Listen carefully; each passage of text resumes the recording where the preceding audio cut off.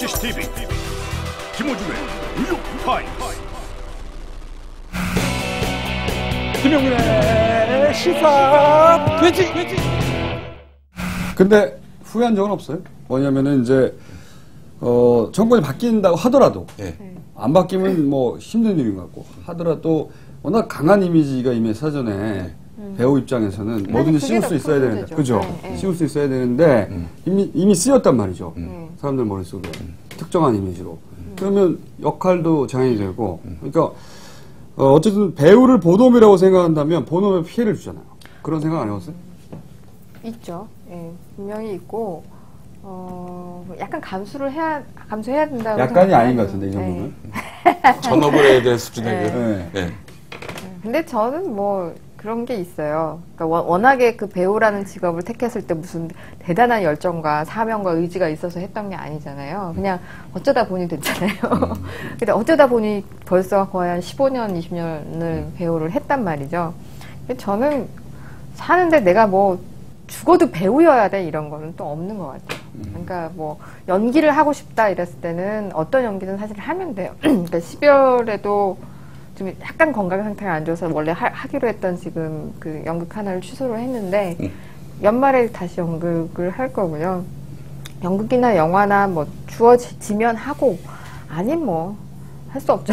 어떻게 하겠어요. 근데 그게 크게 저한테 무슨 대단한 두려움이 되거나 그러지는 않은 것 같아요.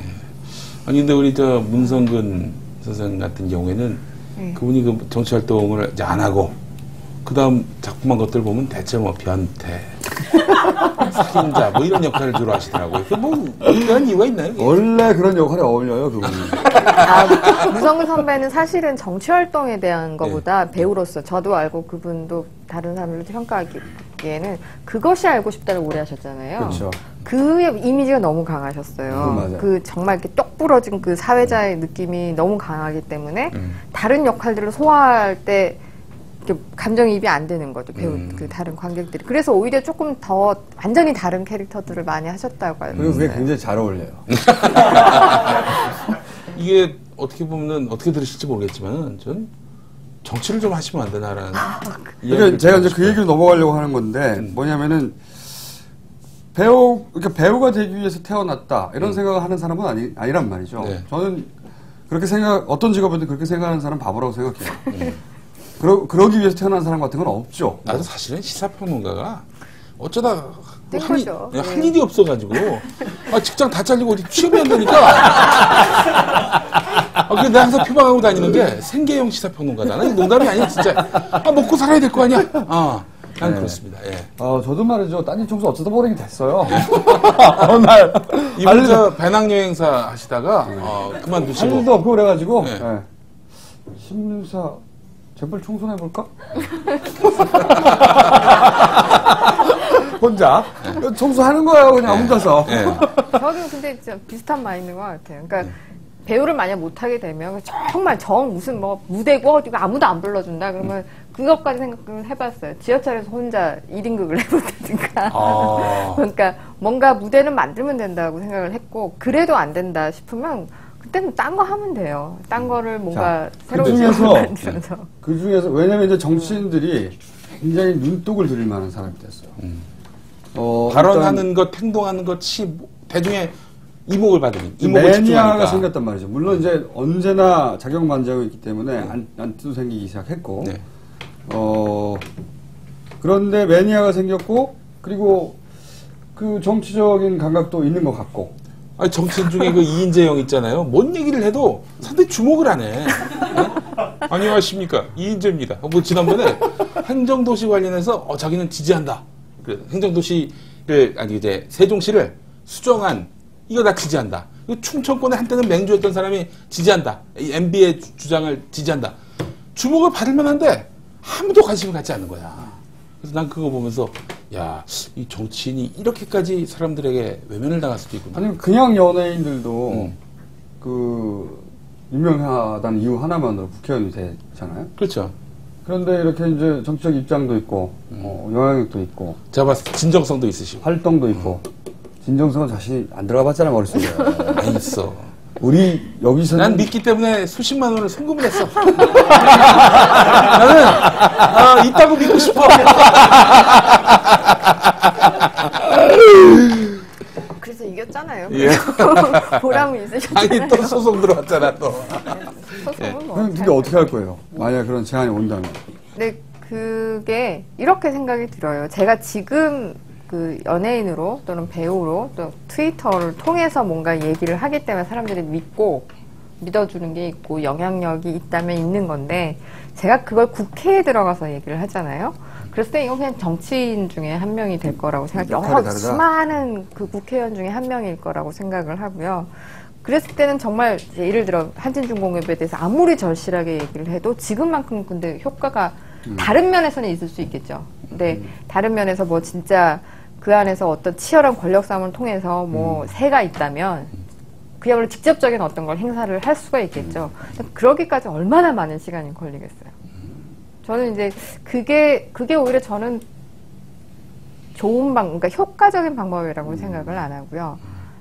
오히려 관심이 있는 건 이것도 저는 지금 이미 저의 정치를 하고 있다고 생각하거든요. 그러니까 지금 그 예를 들어서 시민 세력이라고 할 만한 시민 세력이라는 것의 어떤 성장, 그러니까 조금 더 참여하게 하고 조금 더 개입하게 하고 그거보다 정말 하고 싶은 건 뭐냐면 좀 새로운 운동 방식, 그러니까 삶의 즐거움이 될 수 있을 만한 운동 방식들이 많이 나왔으면 좋겠어요. 영향력을 미칠 수 있는 아주 창의적인 방법들이. 그런 거에 오히려 관심이 있고 조금 더 이제 정치에 가까워진다면 아마 당을 만들지 않을까.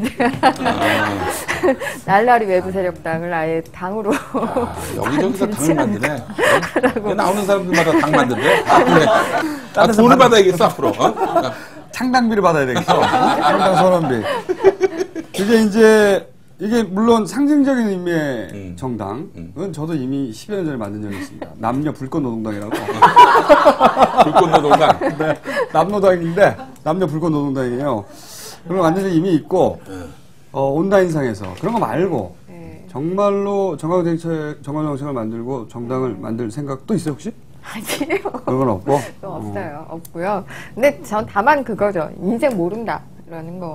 그 정도의 여지는 있으나, 지금 구체적인 정당을 만들어서. 그런 거는 없고, 특히나 저는 지금의 정당 정치나 우리나라 정치 지형에 대해서는 굉장히 회의적이고, 뭔가를 이루고자 할 때 시간이 훨씬 많이 걸리고, 트위터 동영상에 빠르고 일단 그렇다고 생각하고 있고요. 네. 입법 권한이었기 때문에 그게 문제죠. 그게 좀 문제죠. 네.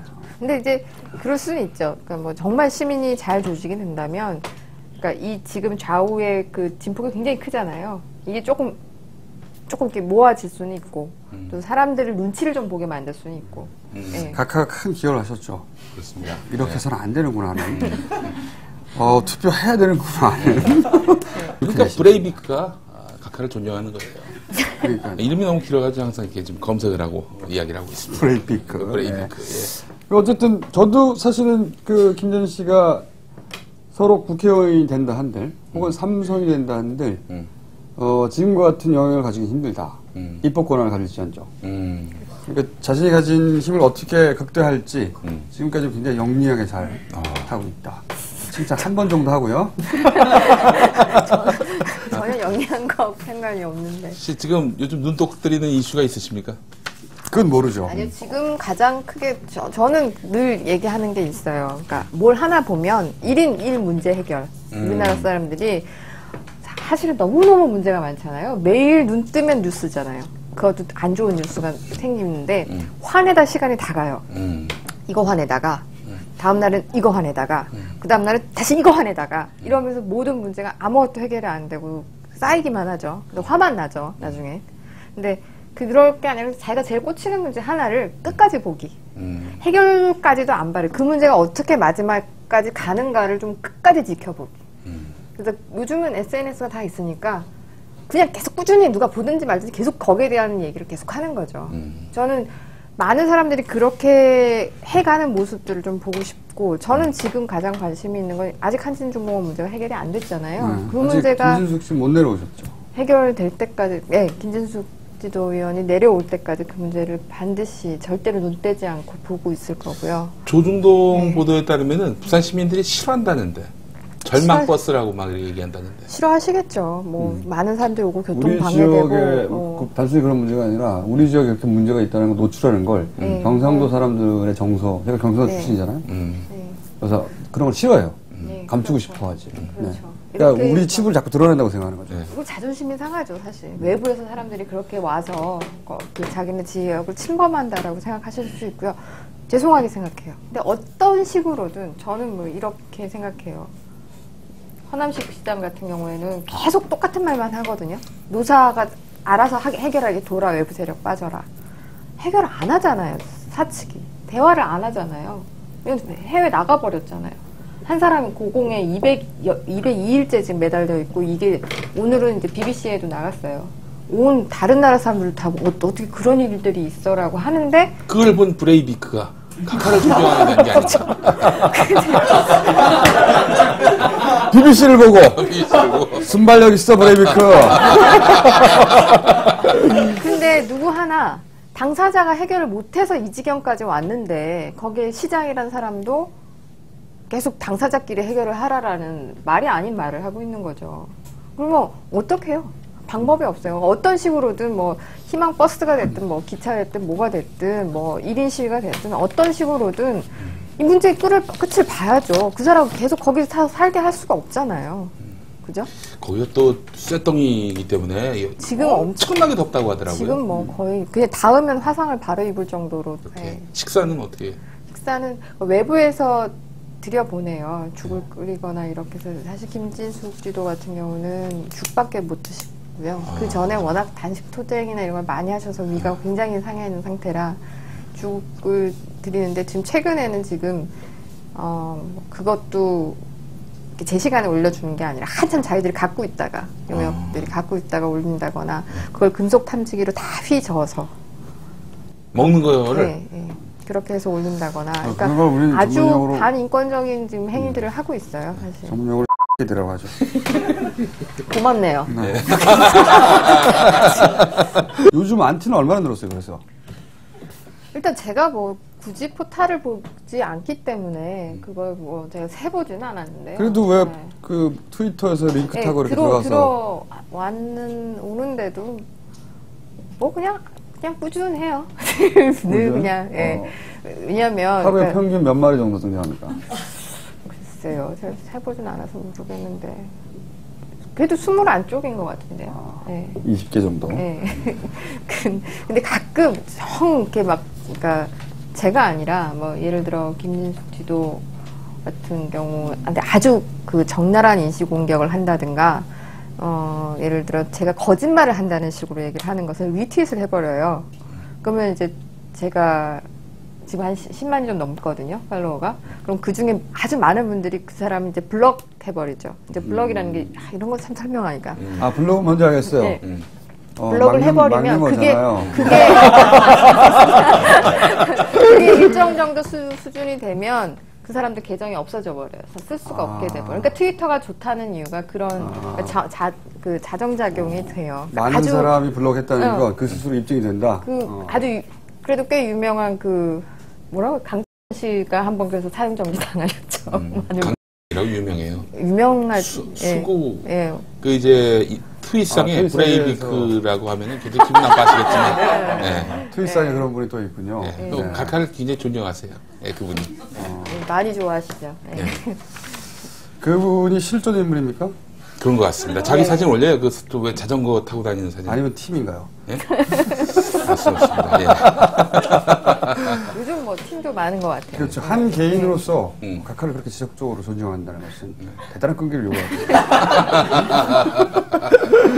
어쨌든 이제 마무리를 할 시간이 됐습니다. 네. 혹시 오늘 꼭 이 얘기는 해야겠다. 마음 먹고 왔는데 못했다든가. 조금 그런 얘기를 좀 더 하고 싶긴 했었어요. 그러니까 새로운 운동 방식. 그러니까 한번 하시죠, 마지막으로. 좀 지루하지 않게 했으면 좋겠다. 뭐 이런 생각들. 그런 생각들 많이 하죠. 운동하는. 근데 스스로도. 참 어려운 것 같은데 조금 더 틀을 좀 과감하게 깰 필요는 있다고 봐요. 엄숙주의에서 탈피하는 쾌활하고 즐거운. 가끔 뭐 저나 김진숙 지도가 이렇게 농담을 주고받거나 그러시면 그걸 또 못 봐주시는 분도 있어요. 그렇죠. 지금 때가 어느 때인데 지금 약 올리냐, 뭐 서로 이런 식으로 하시는 분들도 있고요. 당사자가 그렇게 하고 있는데 구경하러 그럴 때도 있고, 예를 들어 지금 반값 등록금 투쟁하고 있는 대학생들 같은 경우에도 지금 많이 힘이 떨어졌잖아요. 그 이유가 저는 그거라고 생각해요. 그러니까 저도 집회 한 번, 두 번 나가면 세 번은 나가기 싫은 거예요. 재미가 없어서. 가면 지루해요. 힘들고. 이랬을 때는 꼭 집회를 하고 꼭 시위를 하고의 방법이 아니라 뭔가 없었던 뭔가, 듣도 보도 못한 새로운 방법들이 좀 나왔으면 좋겠어요. 특히 젊은 친구들 같은 경우는. 그리고 지금 희망버스든 뭐든 같은 거 계속 반복하지 않았으면 좋겠다. 그런 얘기를 좀 했으면 좋겠어요. 어쨌든 가벼우면 가짜라고 생각하거나 아니면 진정성이 좀 맞지 못한다고 생각하는 경향이 있죠. 근데 경쾌해야 지속되거든요, 원래. 그렇습니다. 네, 딴 안 죽잖아요, 우리. 돈 못 웃음의 벌어도. 혁명성이란 말도 있죠. 예. 네.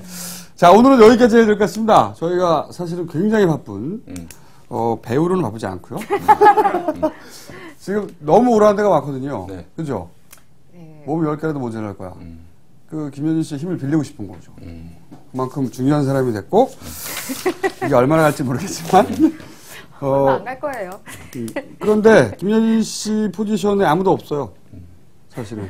누가 들어올 수 있는 사람도 없고. 제 생각에 굉장히 오래 갈 거라고. 배우로 복귀가 힘들다는 얘기죠. 자, 오늘 여기까지 하겠습니다. 오늘 감사합니다. 고맙습니다. 바꾸십시오. 피부를 위해, 가족을 위해 음이온 건강 샤워기 스킨 케어스. 첫째, 피부 위생을 최우선으로 대한 아토피협회 회원사로 아토피협회 추천 제품. 둘째, 깨끗한 물. NSF 인증 24개 유해 물질이 검출되지 않는 ROHS 검사 필터. 물살이 세집니다. 물이 절약됩니다. 물이 들어집니다. 물이 건강해집니다. 꼭 필요한 선택, 스킨 케어스.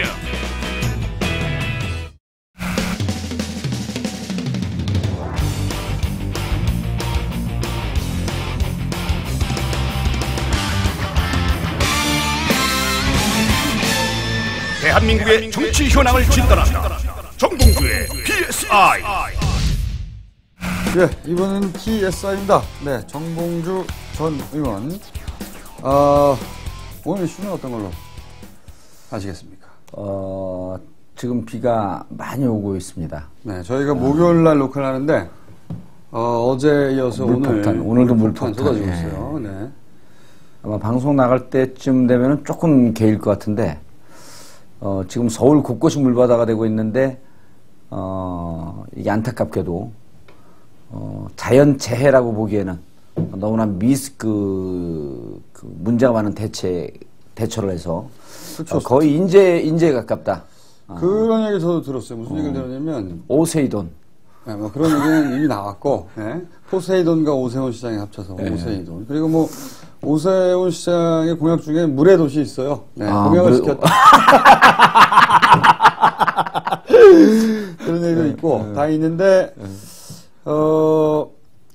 이게 비가 이렇게 갑자기 뭐 예. 100년 만에 한 번 올 정도로 폭우가 쏟아졌으니까, 예. 인재가 아니라 천재지변이다라고 서울시에서는 얘기를 해요. 라고. 그런데 만약에 이 정도 비가 오면 모든 세계 그 도시가 수도인데 대한민국. 예. 더군다나 강남이면 뭡니까? 우리나라의 뭐의 중심이라고 해야 될까요? 부의 중심이다 하고. 부의 중심이죠. 네. 거기가 풀장이 됐습니다. 풀장이 되고. 네. 완전히 초토화됐죠. 이거를 자연재해라고만 말하는 건 말이 안 되는 것 같아요. 그래서 이제 어제 한겨레에서도 보도됐는데 우선 치수와 관련된 배수와 관련된 그러니까 수해 방지와 관련된 예산이 최근 5년 사이에 5년 전에 651억이었다가 작년까지 66억으로 줄었다. 10분의 1로. 예. 600억 그냥 날아간 거죠. 그러니까 그 수해 방지와 관련된 예산이 없는 거죠. 거죠. 이 66억도 작년에 뭐 무슨 뭐 고친다고 썼다고 하더라. 수해 방지에 본격적으로 투입된 돈이 아니라고 하더라고요. 그래서 이제 오세훈 시장이 서울시장에 취임한 이후 예. 연임이잖아요. 예. 연임하는 동안에 서울이 지금 잠기는 게 계속되고 있으니까 첫 번째 잠긴 거는 그렇다고 쳐도 네. 두 번째는 잠기지 않게 했어야 되는데 시장이 책을 묻고 있는 거죠 지금. 저는 이유가 이제 뭔가요? 이유가? 저는 이제 이게 참 이해할 수 없는 게 지구 온난화 때문에 우리나라 기후가 바뀌고 있다고 일부 학자들이 오래됐습니다. 그렇죠. 일부 오래됐죠. 그리고 그게 정설로 받아들이든 받아들여지지 않든지 간에 이제는 여름 장마철이라고 하지 않고 우기에 접어들었다라고 할 정도로 태국이나 말레이, 인도네시아 이런 것처럼 여름 내내 비가 오고 있단 말이에요. 그리고 한 번 오면 쏟아지죠. 쏟아지죠. 뭐 네. 그 국지성 호우라고 하는 표현이 게릴라성 호우라고 하는 그 표현 다음에 국지성 호우가 나오면서 특히 이제 가을에도 쏟아지고 네. 이런 게 이미 7, 8년이 지났어요. 그리고 작년 추석 때 예. 추석 때 폭우가 그때는 물난리가 났죠. 광화문이 잠겼는데 1년 지나고 나서 광화문 또 잠겼어요. 예. 네. 그런데 그러니까 이제 뭐 대책이 없는 거죠. 그래서 이 정책을 하는 사람들이라고 한다면은 설사 그런 것이 일부의 주장이라고 할지라도 최악의 경우에 그런 상황이 있을 거에 대비해서 재난 그 비용이라든지 그다음 치수 비용 이런 걸 해갖고 그 준비를 해놔야 되는데 일단 그런 게 전혀 안 돼 있죠. 그다음에 오세훈 시장이 지금 사태를 보면요. 동북부 지역으로 이제 관통하는 그 도로는 어디냐면 동부간선로 아닙니까? 네. 그게 이제 의정부에서 내려오는데 한 그 6, 7년 전에는 의정부 넘어서 이제 그 위에 포천 이런 데가 그 잠겨갖고 포천 출판단지 이런 데가 왕창 잠겼고 종이 막 젖고 난리가 난 적이 있었어요. 그러면서 이제 강 하류 쪽을 이제 정비하고 그랬고 지금 이제 그런 그 국지성 폭우가 와도 큰 문제가 없이 간선도로가 잠기는데 비가 많이 오면 금방 경찰들이 나가고 이 통제를 하고 그렇습니다. 그러니까 거기는 강북은 물이 빠져나가는 게 현재 큰 문제가 없어요. 그냥 집중적으로 와도 강에서 좀 넘칠 뿐이지 무슨 배수에 문제가 있었고 물이 역류해서 넘치고 이런 게 없는데 광화문 작년에 잠겼죠. 네. 올해 올해도 광화문 잠겼고. 광화문 잠겼고 강남 그랬단 말이에요. 그래서 이걸 확인을 해봤더니 오세훈 시장이 들어서면서 무슨 그 캐치프레이즈 걸었냐면 디자인 서울이에요. 네. 디자인 서울 하면서 그냥 건물의 이 외벽만 바꾼 게 아니고 바닥을 화강암이나 이런 돌로 싹 바꿔버린 겁니다. 네, 보기 좋으라고. 보기 좋으라고. 근데 이제 이게 썼죠. 그러니까 그 화강암이 되면은 물을 흡수해 줘야 되는데 그러니까 배수에도 문제가 있지만 첫 번째 문제가 물을 흡수해야 되는데 이른바 이제 불투수축 면적 물을 흡수하지 않는 전문 용어입니다. 전문 용어. 저희가 왜 웃었냐면 평소에 절대 쓰지 않은 용어거든요. 의원님의 어휘력으로 볼 때. 불투수축 면적. 이 면적이 전체적으로 넓어지니까 비가 오는 우수라 하잖아요. 자연적으로 오는 우수를 땅이 흡수하고 배관으로 빠져나가고 그래야 되는데 일단 특히 자기가 주력적으로 사업을 한 강남 지역과 광화문 이쪽 지역에서 물을 흡수하는 이 양이 확 줄어버린 거예요. 그 다음에 이제 아까 지적하신 이 배관 이런 것을 그 비가 많이 오니까 담당 부처에서 그 배관에 그러니까 파이를 더 키워야 된다고 그랬거든요. 이게 무슨 50파이, 80파이, 100파이 그렇죠. 이렇게 얘기하잖아요. 그래서 물의 양이 예전에 비해서 월등하게 많아졌으니 이 부분에 대해서 좀 늘려라라고 하면은 실제로 예산은 늘려야 되는데 예산은 오히려 10분의 1로 줄어들었고 그리고 그 돈은 딴 데 썼죠. 디자인 서울에. 대부분. 디자인 서울 세빛둥둥 한강 세빛둥둥섬 네. 세빛둥둥섬 새로운 빚이 둥둥 떠다닌다는 거예요. 돈 많이 썼죠. 딴 데다가. 돈 많이 썼죠. 네. 수천억을 쓰고 한강 사업하는데 많이 썼고. 그런데다가 이제 지금 이제 그 산사태가 난 우면산 같은 경우는 철저하게 인재라고 하는 거 아니에요? 그 지역 주민들이. 네. 우리 그 우면산 그 일대를 지역구로 갖고 있는 그 구의원이 하나 있어요.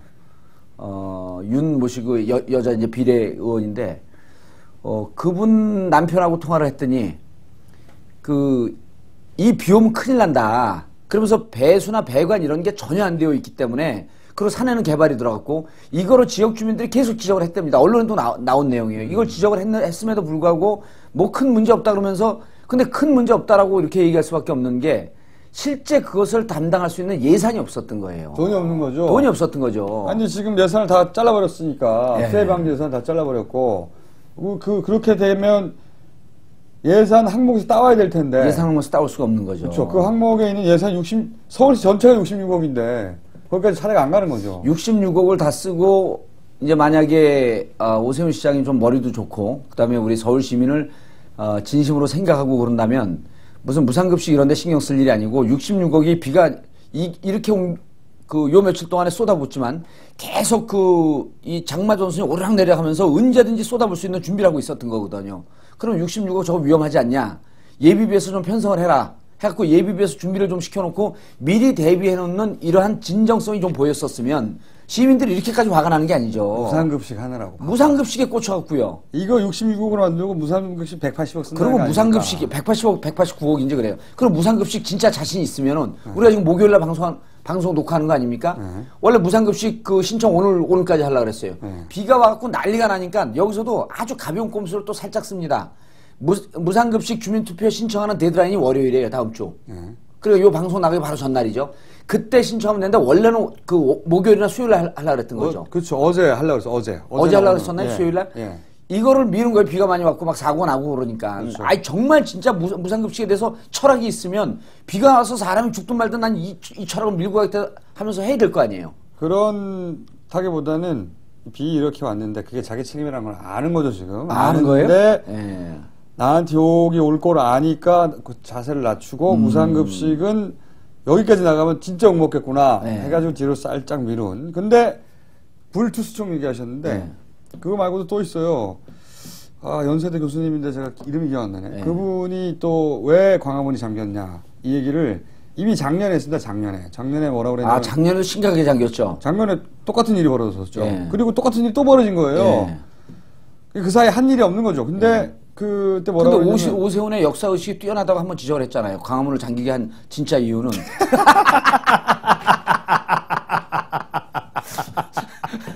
그건 말이죠. 그것은 광화문에 서 계신 이순신 장군이 해군임을 분명히 입증하기 위해서 광화문을 물에 잠기겠다. 어쨌든 거기 광화문에 나무를 다 잘라냈잖아요. 나무를 뽑아냈거든요. 그 나무를 통해서 흡수되거나 하는 그 흙이 있으니까 그쪽으로 흡수되는 물도 사라졌고, 그리고 이제 각하가 만드신 청계천 지으면서 이제 배수 시설을 바꿨대요. 그게 뭐 분산 전문 용어는 잘 모르겠는데 분산식을 집중식으로 바뀌었다나 어쨌든 청계 그리고 그러니까 각하와 오세훈 시장의 합작품이라는 겁니다. 이게 물이 넘친 게 그리고 불투수충 뭐 이런 거. 그러니까 자기들이 저지른 일이죠. 자기들이 대권을 잡기 위해서 저지른 일이 이렇게 물의 복수로 돌아오는 거죠. 그렇죠. 물의 복수로 돌아온 거죠. 그리고 실질적으로 이제 저도 이제 잘은 모르지만 분산식 집중식 이런 것은 처음에 우리 청계천 문제 제기하고 그럴 때 처음에 청계천 할 때 청계천을 반대하는 분들이 그때 제기했던 문제예요. 그렇죠. 물을 쭉 끌어다가 이게 1년에 물 관리 비용이 한 600~700억 든다는 거 아닙니까? 그 정도, 관리비가 그 정도 들어요. 그 다 이제 국민 세금으로 들어가는 건데, 물을 끌어다가 흘려야 되기 때문에 중간중간에 물이 빠져나가는 곳을 만들면 이 물의 양이 많아지고 관리비가 많이 든답니다. 그러면 그게 이제 중간중간에 빠져나갈 수 있는 게 이제 분산식인데, 한 곳으로 빠져나가니까 집중적으로 한 지역을 때려 부면은 여기저기로 빠져나갈 수 있는 곳을 다 막아놓은 거예요. 그렇죠. 물이 넘치는 거죠. 그럼 한 곳으로 막으니까 이건 청계천이 범람한다는 건 상상도 못했던 일 아닙니까? 그렇죠. 어쨌든 이게 이제 오세훈 시장의 비가 내린 건 오세훈 시장의 책임은 아니지만 그 배수가 이렇게까지 안 돼서 물이 넘쳤고 작년에도 그런 일이 있었는데도 여전히 또 한 번 이런 일이 벌어진 건 오세훈 시장의 책임이 맞죠? 책임 맞죠. 책임이 맞고 작년에도 잠긴 것뿐만이 아니고 이미 오세훈 시장이 서울시를 책임지고 있는 지가 5년 차예요. 6년 아닙니까 이제? 그렇죠. 6년 차 들어가는 거죠. 그러면은 기후가 어떻게 변했고 국지성 호우가 언제 어떻게 내리고 이 얘기 나온 지가 언제인데요? 그러면 전년도에 어떠한 상황이 있었는지 올해 예측되는 상황에 대비해서 배수는 어떻게 하고 이런 걸 해야지 훌륭한 시장이죠. 그런데 엮어서 이 오세훈 시장 얘기가 나왔으니까 무상급식을 미루고 그리고 다소 무상급식에 대한 작전이 좀 바뀐 게 아닌가 이런 생각이 듭니다. 그렇죠. 어떻게든 크게 만든 다음에 실패해서 탈락한 다음에 실패해서 사임한 다음에 대권 나오려고 했던 것 같은데 이제는 대권 이미 그 꼼수가 들켰기 때문에 사퇴한다는 거였었죠. 사퇴의 명분을 삼고. 근데 이번에는 사퇴가 어렵다고 생각이 되니까 이제는 이 선거를 어떻게든 이기려고 하는 것 같아요. 예. 이제 그래서 한나라당이 열심히 도와달라고 하고 예. 그런 작전에 들어간 것 같은데 저는 이길 수 없다고 봅니다. 없죠. 그리고 네. 이제 한나라당 입장에서는 한나라당 서울시당이나 한나라당 중앙당 입장에서는 오세훈이 자기 편인데 오세훈이 둔 외통수에 딱 걸려버린 거예요. 네, 한나라당에서는 선택의 여지가 없어진 거예요. 네. 반대하자니 한나라당의 반대 때문에 투표율이 280만이 안 돼갖고 투표율 안 돼갖고 무산됐다는 비판을 들을 것 같고 참여해갖고 찬성을 하자니 지역 여론이 무척 안 좋고 네. 제가 이제 제 주위에 있는 분이 한 분이 이제 남편이 우리 민주당 활동을 하고 사모님이 이제 영남의 지역구 영남 출신이었고 이제 한나라당인데 성향은 완전 한나라당인데 민주당으로 돌아섰어요. 남편이 가니까 같이 가야지 그 길을. 그런데 한번 며칠 전에 식사를 하는데 무상급식에 대해서 막 신랄하게 비판하는데 무상급식 왜 하냐 자기는 반대한다. 그리고 오세훈 시장 주장을 막 동의를 해요. 근데 내용은 앞뒤가 안 맞아. 뭐 그런 건 상관없죠. 그냥 오세훈 시장 주장하는 게 옳은 거예요. 그러니까 그 남편도 저하고 이제 그것이 하도 답답하고 이제 얘기를 하는데 남편이 막 공격하는데 끝까지 끝까지 버티질 않아요. 근데 그 다음날 그 남편이 전화가 와서 우리 애기 엄마 어제 집에 가서 열심히 깨졌습니다. 그래서 누구한테 깨졌으니까 아들이 고등학교 2학년인데 집에 가서 그 얘기 한마디 꺼냈다가 무상급식 자기는 반대한다. 아들이 한 30-40분 동안 아주 그냥 작살을 내게 밟았답니다. 얘기가 이거예요. 엄마가 우리 애들의 심정을 아냐. 학교에서 밥 못 먹는 아이들, 밥 못 먹는 것 때문에 부자 가난한 아이로 나뉘어주고 걔들하고 얘기도 안 해요. 대부분의 아이들이 의협심 있었고 네 같이 밥 먹자 하면서 하는데 그중에 못된 아이들 한두 명이 왜 돈도 안 냈는데 주소 갖고 밥 먹냐. 이런 게 우리 학교뿐만 아니라 전국적으로 벌어지는 비일비재하고 아이들 사이에 위화감이 조성된다고 하는데 당연하죠. 그리고 우리가 애들이 이제 고2쯤 되니까요 아는 거예요. 엄마 아빠 세금 다 내잖아요. 우리가 그 집니까 뭐 공짜로 달라 그런 거예요. 엄마 아빠가 낸 세금으로 아이들이 먹는 거 아니에요. 그리고 의무교육이 중학교 3학년까지인데 의무교육에는 원래 학용품도 유럽 시스템 똑똑한 아들이야. 유럽 시스템에서는 학용품도 주는 의무교육이기 때문에 학용품도 주고 지금 준비물 없는 학교를 만들어가고 있지 않습니까? 초등학교가. 근데 왜 밥은 거기에 포함 안 되죠? 그리고 엄마 쓸데없이 돌아다니면서 한나라당 주장 듣지 말고 아빠 쫓아다니면서 민주당 주장을 좀 따르라.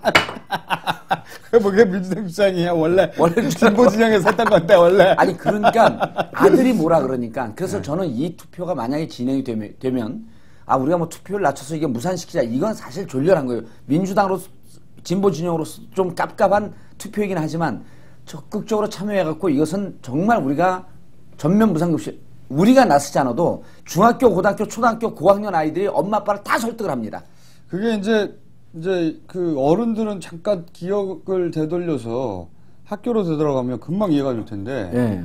반에 있는데 아이들이 절반은 돈을 내고 절반은 돈을 안 내요. 예. 절반을 돈을 안 내는 사람들은 가난하기 때문에 안 낸다는 거예요. 이유가. 예. 그럼 애들이 못 내는 거죠. 애들이 절반은 돈을 내고 절반은 돈을 안 내는 애들로 가려져요. 예. 애들이 그걸 모릅니까?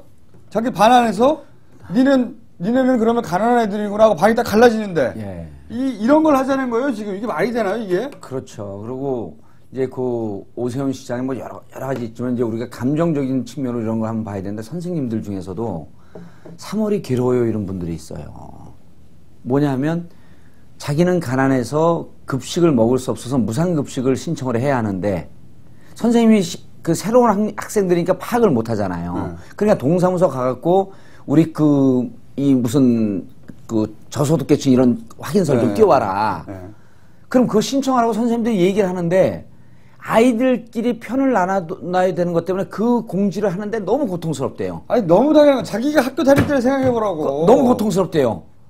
나는 돈이 없어서 밥을 공짜로 먹을 테니 주세요. 이렇게 말을 해라는 얘기 아니에요? 그렇죠. 그리고 확인서를 띄워야 돼. 동사무소 가서 어떻게 얘기를 합니까? 그러니까 이제 선생님들이 그 학교가 좀 괜찮은 학교였었는데 선생님들끼리 모여서 무슨 아이디어를 냈냐 하면 우리가 1년 동안 아이들을 키우고 난 다음에 그 아이가 어느 반이든 갈 거 아니냐. 알려주자. 알려주지 말고 12월에 이 확인서를 다 받자. 12월에. 신학기 가기 전에. 그래서 넘겨주자. 그래갖고 넘겨주면 아이들이 누구든 모르게 그 확인서를 받고 새로 온 선생님들은 그런 고통이 없어질 거 정부가 아니냐. 제대로 못하니까 선생님들 아이디어를 낸 거구나. 정부가 못하니까 선생님들 그런 아이디어를 내갖고 한 사람이 그런 아이디어를 내갖고 우리 그렇게 하겠다라고 하니까 쫙 퍼졌답니다. 그러니까 아이들도 우리 반에 이런 것을 편가르게 할 필요 없고 선생님도 야 너 가갖고 너 이 무상급식 받아야 되는 확인서 띄워 이렇게 할 고통도 없고 그런데 이게 중학교 3학년 2학년쯤 가면 또 배짱들이 있었고 나 뭐 가난하니까 밥공짜로 줘요 이런 놈들도 있지만 있죠. 초등학교 5학년 4학년 애들 다 돌아가서 뛰어오라 그래야 되는 거예요. 아니, 그러면 이게요. 나는 가난하다는 증명을 하라는 거 아닙니까? 아니 그러면 더 고통스러운 거는요. 4학년 5학년인데 결손가정 아이들도 있어요. 아빠는 막노동을 나갑니다. 막노동 몇 시부터 몇 시까지예요. 집에서 6시 나가서 집에 돌아오면 7시예요. 아빠와 같이 동사무소 가야 되잖아요. 4학년 5학년 아이들이. 동사무소를 혼자 가야 돼요. 4학년 5학년 그 어린 아이들이. 이런 걸 생각하면 무상급식은 그냥 철학도 아니고 그러니까 오세훈이 아무것도 아닌 대통령 거예요. 되려고 애들을 이렇게 괴롭히고 있는 거예요. 고문하고 있는 거죠. 정말 잔혹한 고문하고 있는 건데 광화문에서 물고문할 수도 없고 참. 끄트머리가 참 맥이 빠진다. 물고문할 수도 없고. 어쨌든 제가 보기에는 악수를 뒀어요. 악수를 뒀어요. 악수를 뒀고 거기에 신경 쓰고 있는 사이에 우리 전 서울시 1000만 서울시민은 물 먹고 있는 거예요. 무상급수를 이뤘다고 하잖아요. 무상급수를 이뤘고. 우리 그 듣는 시청자 여러분들께서는 이게 비가 급속도로 왔지만 그 국지성 호우로 이제 집중적으로 왔는데 이거 작년에도 왔고 재작년에도 왔고 그 전년도에도 왔거든요. 이걸 예측하지 못하는 우리 서울시 최고 통치자는 문제가 있는 사람입니다. 이런 걸 예측을 하고 그리고 이런 것에 대해서 어떻게 만반의 대비를 할 것이냐. 그래서 비는 자연으로 왔지만 이번에 당한 재해는 철저하게 그 자연재해다. 이것과 무상급식과 연동시켜갖고 정책을 제대로 못하는 이 오세훈 서울시장은요 혼내줘야 됩니다. 그리고 어디서 들었냐 그러면 PSI에서 들었다고 당당하게 얘기하세요. 누가 했냐? 민족에 떠오르는 새로운 지도자 정봉주 17대 국회의원 했다고 꼭 얘기해 주세요. 주소 말씀하셔야지 주소. 노원구 공릉동 월계동 지역 기반으로 하고 있는. 알겠습니다. 오늘은 저희가 간단하고 압축적으로 한 아이템으로 오세훈 시장에게 바치는 방송을 마치겠습니다. 감사합니다. 예, 감사합니다.